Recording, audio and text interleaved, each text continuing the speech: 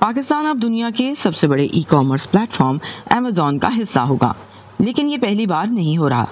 پاکستان 2013 سے پہلے بھی امیزون کی سیلر لسٹ کا حصہ تھا، لیکن تکنیکی مسائل اور کچھ کمپنیوں کی طرف سے غیر پیشہ ورانہ اقدامات کے باعث اس کا نام فہرست سے خارج کر دیا گیا تھا۔ اس کے بعد سے پاکستانی کمپنیاں بیرون ملک پارٹنرز کے ذریعے امیزون پر کاروبار کر رہی تھیں۔ ہمارے پاس یہ اپرچونٹی نہیں تھی کہ میں یہاں سے بیٹھ کے امیزون کا اکاؤنٹ بنا سکوں، سو وہاں پر ہمیں ایک پارٹنر ڈھونڈنا ہوتا ہے جس کے نام پر ہم ایک کمپنی اور امیزون کا اکاؤنٹ اوپن کر کے اس کو پارٹنر بنا کے ہم یہاں سے اس کو ایکسیس کرتے ہیں۔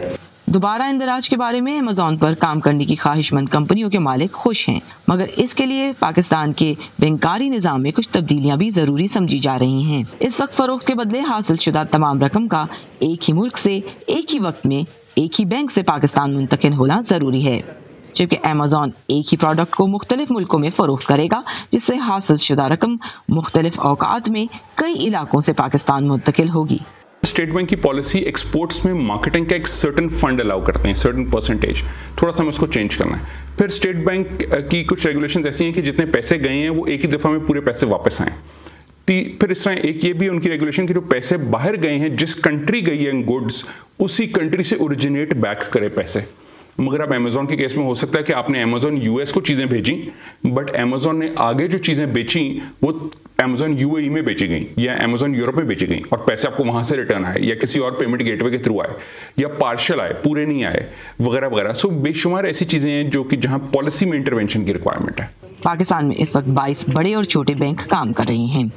بدر خوشنود کہتے ہیں کہ اب تک بینکنگ کا نظام بڑے پیمانے پر بیرون ملک مال فروخت کرنے والی کمپنیوں کو سپورٹ کرتا رہا ہے، جبکہ امیزون کے بعد بینکوں کو چھوٹی یا ویلیو ایڈڈ اشیاء کی برآمدات بھی ریگولیٹ کرنا ہوں گی۔ ہمارے جو بینکنگ سیکٹر کے اندر لوگ ہیں ان کو سمجھنے کی ضرورت ہے کہ کیسے چھوٹی چھوٹی مائکرو ایکسپورٹس کو ان کو ریکنسائل کرنا ہے۔ ندیم رضی کے مطابق یہ بھی ضروری ہوگا کہ اگر کوئی پاکستانی کمپنی برآمد کی خاطر کسی دوسرے ملک سے سستی اشیاء بنواتی ہے تو رقم کے اس لین دین کو اسٹیٹ بینک درآمدات کی مد میں ادائیگی نہ سمجھے۔ چائنیز جو ہیں وہ ابھی بھی مینوفیکچرنگ میں سب سے زیادہ ہیں، تو پاکستان سے جب پیسہ مینوفیکچرنگ کے لیے جائے گا چائنا میں، اس کے بعد ہم امپورٹ ایکچولی نہیں کر رہے، ہم اپنا جو سارا سامان ہے وہ ایکسپورٹ کریں یو ایس اے میں۔